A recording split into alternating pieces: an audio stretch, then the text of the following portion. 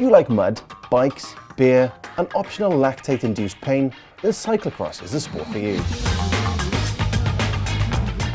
Cross racing is cheap, quick and easy to enter, and it's a great way to improve bike handling skills and keep up your riding fitness over the winter. Originating in Belgium, where it is wildly popular with spectators, cyclocross is now a fast-growing participation sport around the world, especially in countries such as the USA and the UK. The Northern Hemisphere racing season runs from September to February, so getting into the cross scene is a perfect way to keep up your motivation during the colder months. At the grassroots level, cyclocross is one of the most accessible forms of cycle racing, and it's not uncommon to see riders ranging from 6 to 60 at the same event.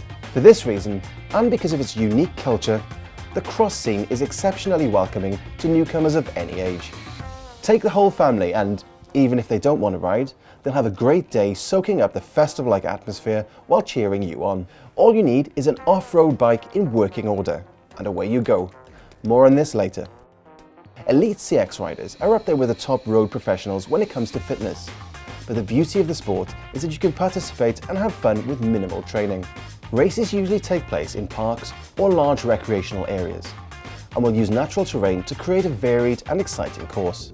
Cross incorporates unique features including small hurdles to jump over, steps to run up, and even a sandpit to run or ride through.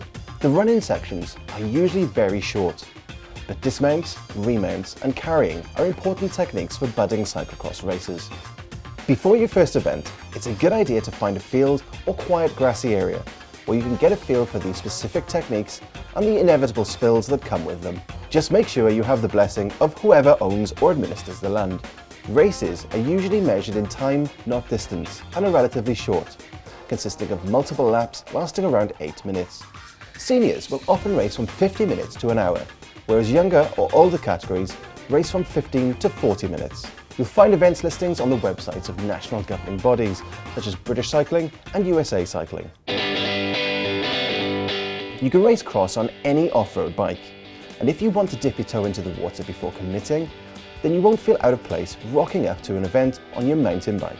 That said, if you're feeling flush and already have permission from your significant other, then a dedicated cyclocross bike might be a wise investment. They've become increasingly popular over the past few years, driven by both the growth in racing, especially in the USA, and the realization that they make excellent commuter bikes. Other than a more upright geometry thanks to a high handlebar position, cyclocross bikes are usually built with a clean internal front triangle. This means cables are routed above the top tube or internally through the frame to allow easier and more comfortable shouldering of the bike. Being an off-road sport involving more than a little mud, cyclocross is also ahead of the curve when it comes to braking.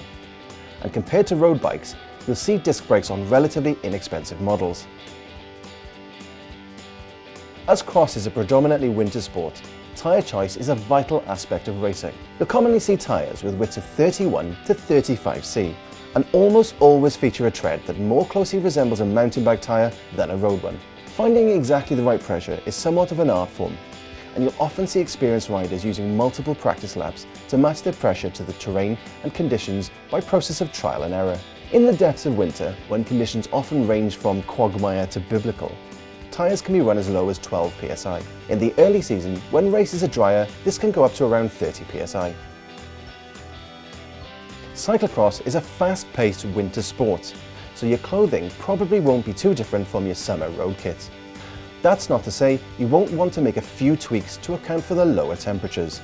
A long-sleeve base layer will help to keep your core temperature from dropping to dangerous levels by wicking sweat and trapping an insulating layer of air between your skin and the outside. Your gloves should be of the full finger variety, and it's a good idea to have a winter jacket for when the race is finished.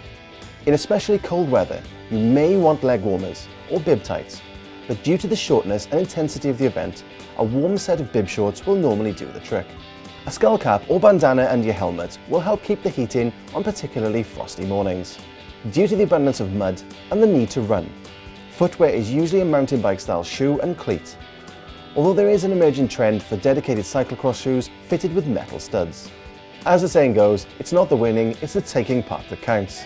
And nowhere is this truer than in cyclocross. So grab yourself a cowbell, craft beer and some freaks, and we'll see you out in the fields.